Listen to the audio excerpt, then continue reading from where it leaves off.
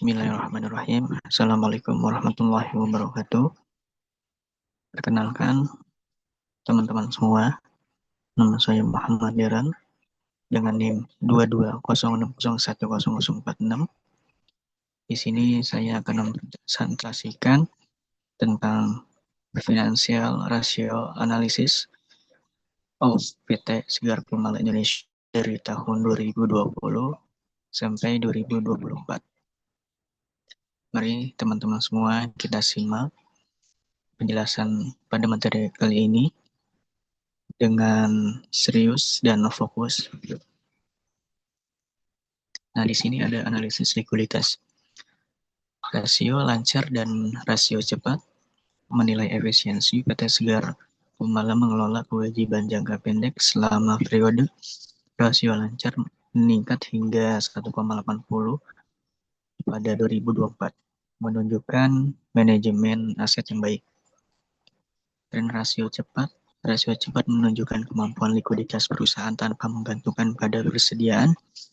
Rasio mencapai puncak di 1,56 pada tahun 2023. Implikasi bagi kreditor. Rasio likuiditas yang sehat menandakan stabilitas keuangan jangka pendek, tetapi harus diwaspadai untuk penurunan di akhir periode ini. Nah, terus juga ada tren profitabilitas, ada margin laba kotor meningkat dari 30% pada tahun 2020 menjadi 35% pada tahun 2024, menandakan efisiensi operasional dan pengelolaan biaya yang baik. Ada margin laba bersih, profitabilitas net memperlihatkan tren positif meskipun fluktuatif dengan tingkat 13% di tahun 2024. Ada ROA dan ROE, yaitu imbal hasil meningkatkan stabil, menunjukkan perusahaan memanfaatkan aset dan ekuitas secara efektif, mendukung daya tarik bagi investor. Nah, di sini juga ada penilaian solvabilitas. Yang pertama itu rasio utang terhadap ekuitas meningkat dari 0,45 pada tahun 2020 hingga mencapai puncaknya di 0,60 pada 2023. Kemudian turun menjadi 0,58 pada tahun 2024. Yang kedua, rasio utang terhadap aset memproyeksikan resikonya di angka 0,37 saat puncak pada 2023, sebelum sedikit turun menjadi 0,36 di tahun 2024, menjaga neraca tetap seimbang. Yang ketiga ada implikasi risiko, ketergantungan pada leverage finansial menandakan strategi agresif dengan stabilitas solvabilitas penting setelah restrukturisasi pada tahun 2024. Dan ada wawasan efisiensi, rasio perputaran aset. Tren efisiensi meningkat dari 1,25 pada tahun 2020 hingga 1,50 pada tahun 2024, mencerminkan penggunaan aset untuk menghasilkan penjualan yang lebih produktif. Rasio perputaran persediaan, rasio meningkat secara konsisten hingga mencapai angka 5,50 pada 2024, menunjukkan pengelolaan inventaris yang lebih cepat dan efisien. Peningkatan operasional, efisiensi menghasilkan arus kas lebih baik dan daya saing operasional tinggi. Namun tetap harus menjaga keseimbangan antara efisiensi dan kualitas layanan pelanggan. Perbandingan likuiditas. Ada rasio lancar PT Segar Kumala secara konsisten lebih tinggi dibanding rata-rata industri, mencerminkan kapasitas yang baik untuk memenuhi kewajiban jangka panjang dan jangka pendek. Rasio cepat perusahaan menunjukkan kemampuan yang lebih unggul dalam menangani kebutuhan mendesak tanpa bergantung pada persediaan.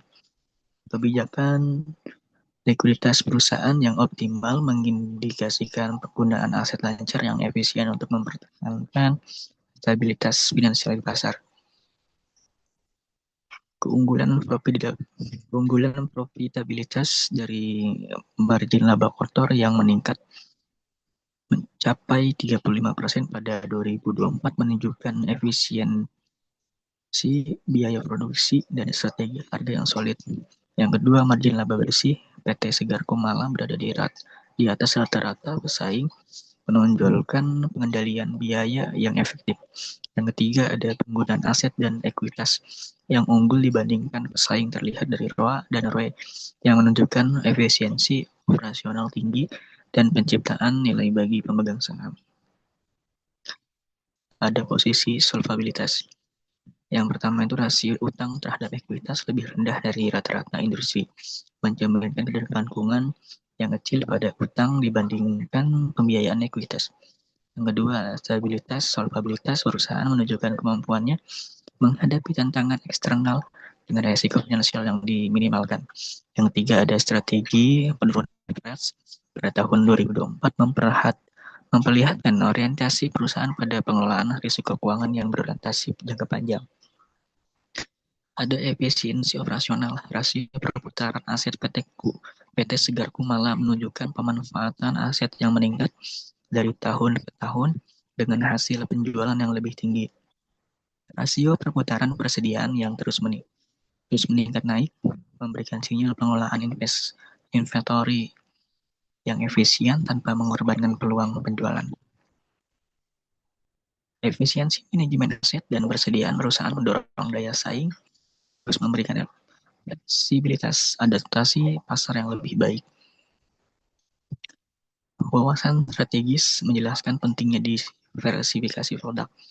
PT Segar Kumala harus memperluas portofolio produknya untuk memitigasi risiko dan memanfaatkan peluang pasar yang kompetitif. Meningkatkan efisiensi operasional, perusahaan dapat fokus pada inovasi dalam pengelolaan rantai pasokan untuk mengurangi pemborosan dan meningkatkan margin keuntungan. Pendalaman pasar ekspor. Langkah strategis dengan memperluas ke wilayah internasional dapat mendorong pertumbuhan jangka panjang. Wawasan strategis, investasi dalam teknologi, memanfaatkan teknologi modern untuk analisis data dan manajemen inventaris guna meningkatkan pengambilan keputusan dan efisiensi. Penguatan hubungan pemasok memperkuat kemitraan strategis untuk memastikan kontinuitas pasokan yang stabil dan biaya produksi yang lebih rendah. Implikasi bagi pemangku kepentingan. Bagi investor, temuan ini memberikan gambar lengkap tentang stabilitas keuangan dan potensi pertumbuhan perusahaan, membantu mereka membuat keputusan investasi yang bijak. Bagi kreditor, analisis solvabilitas menunjukkan kemampuan keuangan perusahaan dalam memenuhi kewajiban utangnya, meningkatkan kepercayaan kreditor. Untuk regulator, informasi mengenai kinerja perusahaan di sektor ini dapat menjadi dasar dalam pengembangan kebijakan pendukung pemain industri yang berkontribusi pada ekonomi. Implikasi bagi pemangku kepentingan. Manajemen internal memberikan tolak ukur kinerja untuk meningkatkan efisiensi yang dapat berdampak pada strategi keseluruhan perusahaan. Ekspektasi terhadap lingkungan sosial perusahaan dengan kinerja keuangan solid diharapkan berkontribusi lebih banyak melalui program tanggung jawab sosial kepada masyarakat sekitar.